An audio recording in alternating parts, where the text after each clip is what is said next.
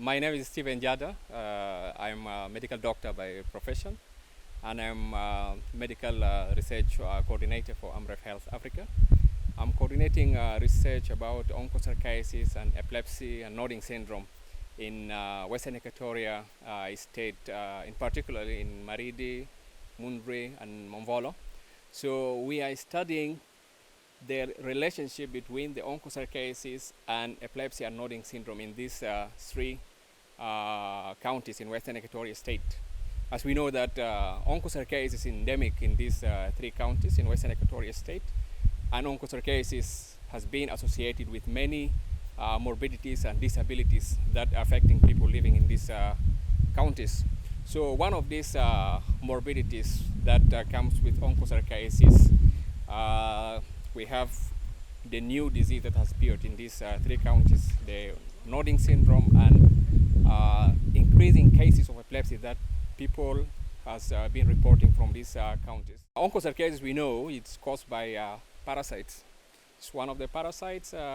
It transmits from person to another person through one of the flies, which bites a person who has this parasite in his body and transmits it to another person who have this infection. So in this way, by the bites of these parasites, the onchocerciasis transmit from area to another, from person to another person.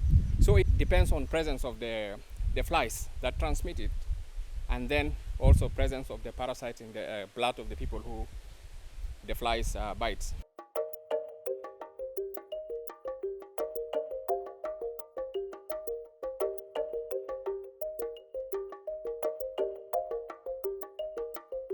The slush and clear here in Maridi is quite unique from what we're doing it in other river streams here. So it means that when we're doing it here in Maridi, in the dam, we have to come with the different tools, not the same tool that we use at the classical slush and clear that you use in the river. We came out to fabricate the tool that we can use in this unique environment that the black flies breed. So one of these ways that people can use, which is friendly to the environment and then is less cost, we call it the community vector control. It's the community intervention or activity. We can reduce the number of the black flies that transmit the onchocerciasis, and it's also cheap to use. So one of these community vector control intervention that has been used in Africa, in neighboring countries like ours, we share the same situation of lack of fundings for the vector control activities, and they have proved that this intervention is working.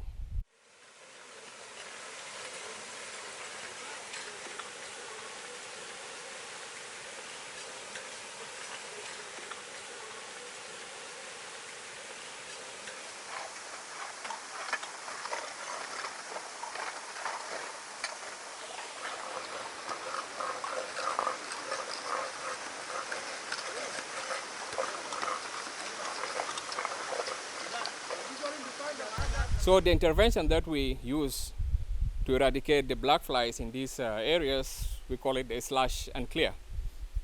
Like the name indicates, we slush and then we clear the ground that favor the breeding of the black flies. This method usually used in a situation where we have rivers with a high flow water, and this water provides suitable environment for these black flies to breed. So when we come to these rivers and then we find the area where they breed, we just remove the grass that are there in this fast running water. We cut this grass, that's what we call it the slush. We slush them out, so to deprive the black flies from the breeding habitat that they have. And then also we clear them, we put them on the river bank so that they dry, and then the early stage of the black flies dies. Sukul lebega sana ni osuya kuis lan dastubande ada tomon gunigis lan sukul algista kalde ana no kuis lan aja tanal kam anna gain graduated biga maje umda bedili samasta kal sukul le kan gro jalati kidam aja tane anna bain uma amul lepsetu. Before this slush and clear to be implemented, we measure something called the baseline. We want to see how is the situation before this to be applied, and then we will see the effect after this measure. We measure the biting rate after implementation of the activity.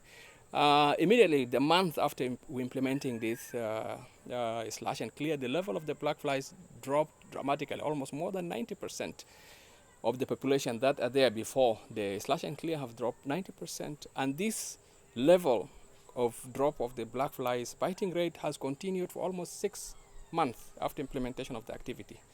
And when the vegetation start to grow again, when the rainy season has started, the population of the black flies again start to increase for some time.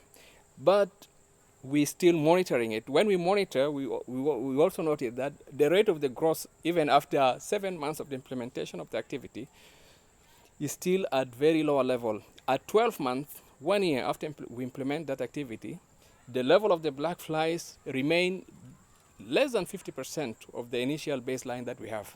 So, and also throughout the time, when we implemented it second time and then third time, we have maintained the level reduction in the level of the black flies more than 97% from the initial baseline that we have in 2019. The fly catching that we hold in Maridi, in the 3 catching sites that we have, it has 2 or 3 purposes that we're doing it for.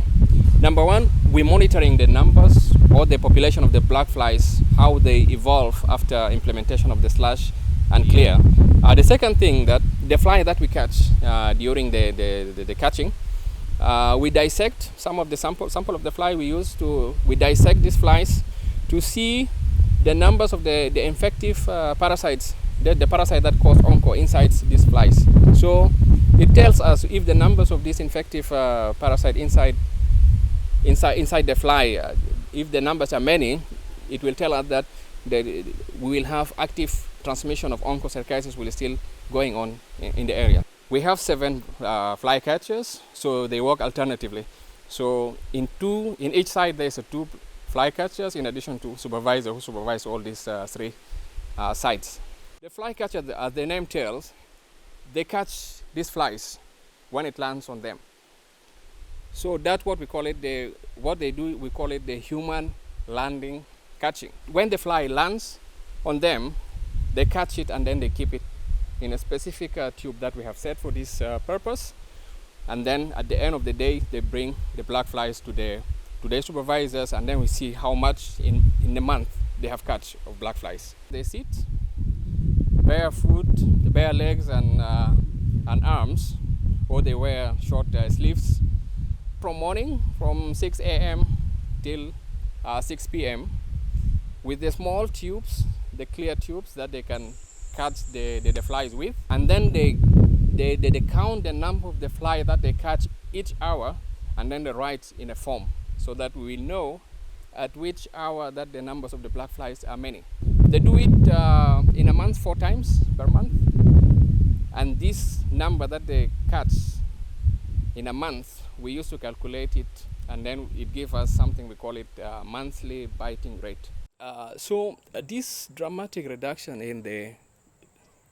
at the level of the black flies bites at the site, it has another benefit that people will witness it, and this need to be tested so that you will see the benefit of it. One of them, if you have low level of the black flies at the area, it means that there's a low biting rate, so there's low transmission of the parasite from another person to another, because the vector that transmitted it are not there, or the level are very, very few. So this will result in very few transmission of Onchocerciasis.